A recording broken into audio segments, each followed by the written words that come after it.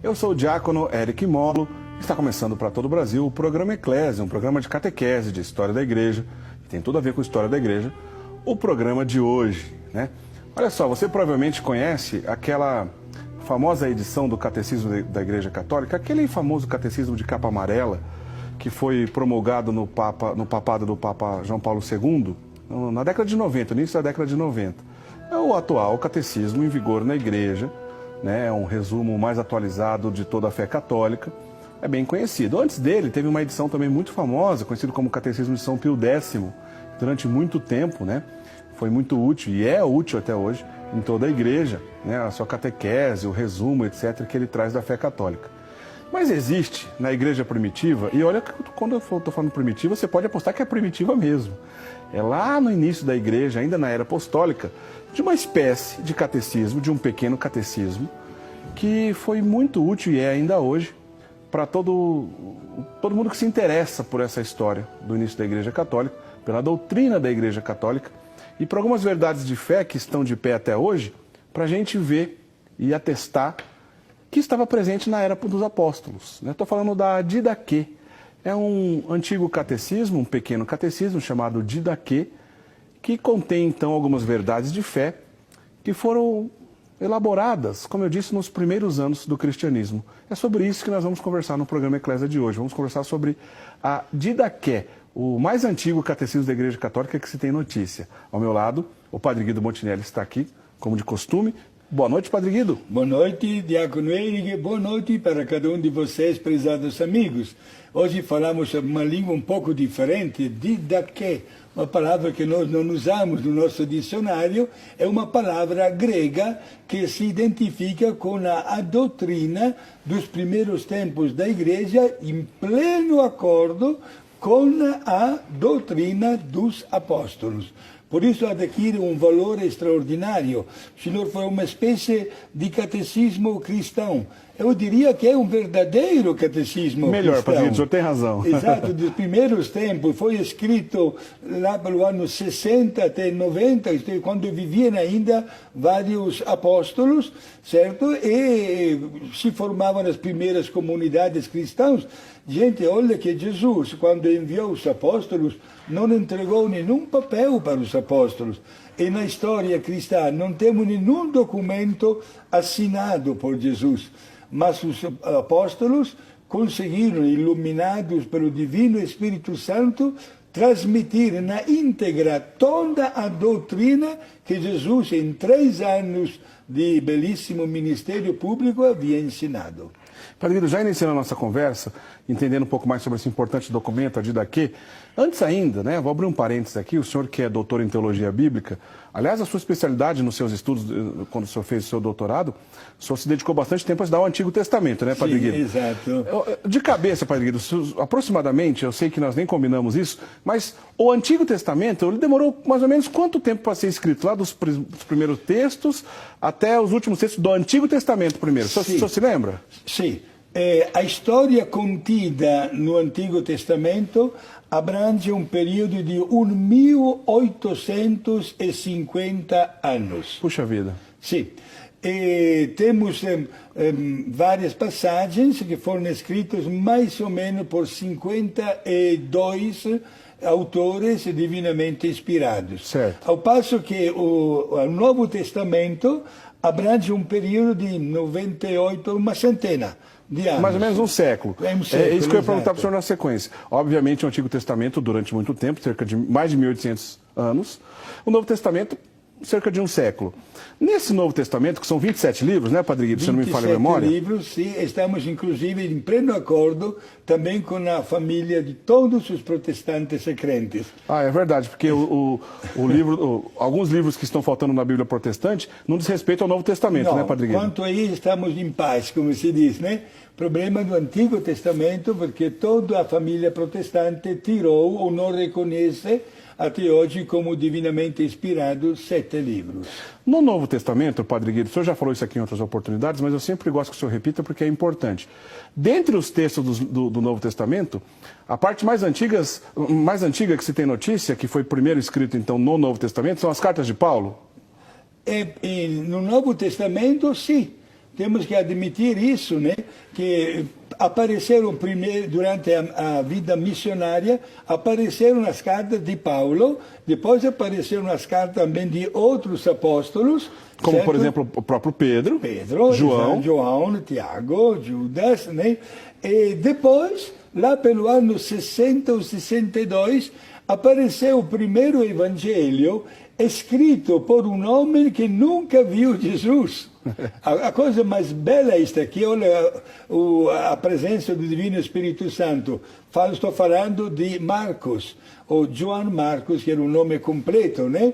Que escreveu, e faz questão de dizer que ele não viu Jesus, mas escreve com fidelidade diante do que ele ouviu diretamente dos apóstolos, sem saber que o evangelho dele, que é o mais curto, somente de 16 capítulos, se tornaria, diácono Eric, como texto base para o evangelista, e aí sim, apóstolo Mateus, escrever o seu evangelho de 28 capítulos. Então quer dizer que por volta do ano 62, 63, sim, apareceram os evangelhos. E uma coisa que é bom dizer para os nossos amigos é que na nossa Bíblia estão colocados como abertura do Novo Testamento, primeiro os evangelhos e depois as 21 cartas. Mas cronologicamente falando, primeiro foram escritas as cartas. As cartas são mais e antigas. Depois apareceram os evangelhos. No final do primeiro século, já chegando no final dele, né, por volta 98, por volta do ano 100, antes da morte de São João, ele escreveu o último livro do Novo Testamento, que é o Evangelho, que é o Apocalipse de São João, né? O São João morreu logo depois, por volta ali do ano 100, né, Padre Guido? Exato. Então, para que eu estou dizendo essa introdução? Porque esse documento que a gente está conversando no programa de hoje, a Didaquê, que foi escrito então por volta do ano 60 até o 90, a gente sim. pode afirmar com segurança que ele é tão antigo quanto os evangelhos, Padre Guido. Sim, praticamente podemos fazer esta afirmação. É que este catecismo primitivo, digamos, cristão, foi escrito antes da destruição do Templo de Jerusalém, que aconteceu no ano de 70. Certo. Né? Se tornou, porém, um texto oficial do conhecimento da doutrina. Este catecismo faz referência aos evangelhos, a várias cartas também, né, que já estavam circulando, pena que muitas cartas dos apóstolos, especialmente de Paulo, se perderam para cá e para lá, né?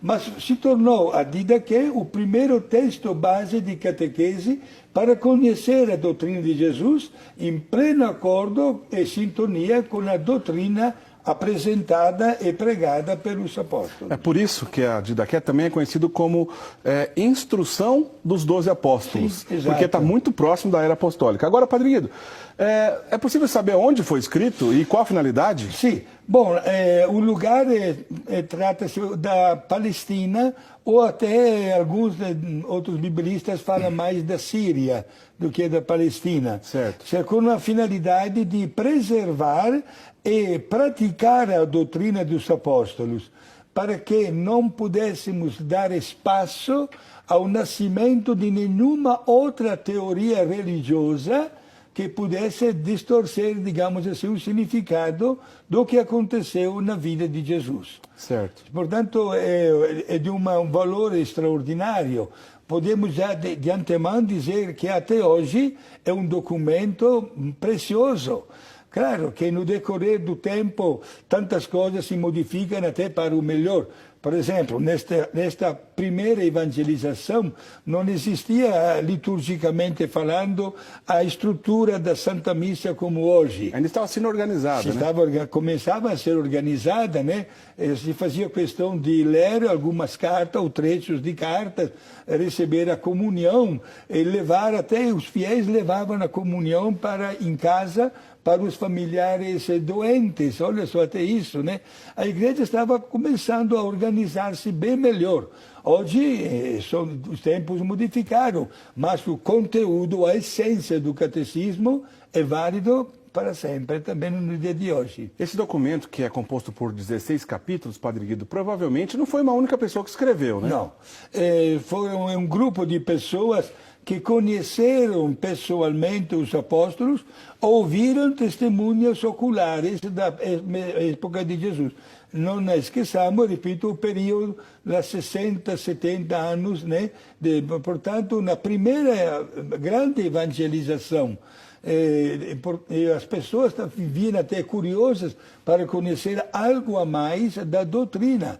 Por isso, temos que louvar a Deus que já no começo da evangelização inspirou estas pessoas para que pudessem escrever com segurança partes doutrinais, né, do conteúdo dogmático. Para estudar Didaquê, tem uma pequena divisão que fica um pouco mais fácil da gente entender. Na primeira parte, né, a Didaquê apresenta os caminhos que o homem pode escolher, né, como a vida e a morte e outras orientações na conduta dos fiéis, né, Sim, Padre Guido? Exato. Ao passo, vou terminar esta bela sua colocação, que na segunda parte já se trata de um comportamento dos fiéis diante dos sacramentos. A segunda parte dedicada mais aos sacramentos. Mais aos né? sacramentos, Não deixa de ser conduta também dos fiéis, porém mais voltada para os sacramentos. Para o sacramento, a vida sacramental com os seus efeitos na vida do autêntico cristão. Por isso podemos dizer uma primeira parte doutrinal para conhecer um pouquinho o carisma da vida cristã. E depois este carisma aplicado no dia a dia, através das boas obras e sobretudo da graça santificante que cada um dos 7 sacramentos transmite para a pessoa que o recebe. Bom, para você ter ideia de como é antigo, né? Já que ele começou a ser escrito por volta dos anos 60 da era cristã, como os estudiosos afirmam, Pedro e Paulo morreram no ano de 67. Né? Pedro estava vivo, Paulo estava vivo ainda quando essa organização desse pequeno catecismo, né, que é composto por 16 capítulos, estava começando a ser escrito. Ou seja, é antigo, é importante, obviamente é válido até hoje e atesta verdades de fé incontestáveis, né, da nossa fé católica. Exato. Eu diria mais ainda. Pois não, Padre Guido? É um livro, a Didaquê, que muitas pessoas não conhecem. Até hoje não conhecem. Isso é verdade, Padre Guido. Tem muita gente que não conhece mesmo. Não conhece. Para ter uma ideia, podemos pegar a Bíblia e na parte dos livros didáticos ou sapienciais, encontramos o livro dos Provérbios. Estão registrados mais de 3.000 provérbios. Mais ou menos é um esquema como o livro dos provérbios, a Didaquê. Isto é, frases curtas, cheias de significado e aplicadas ao estilo da vida do cristão.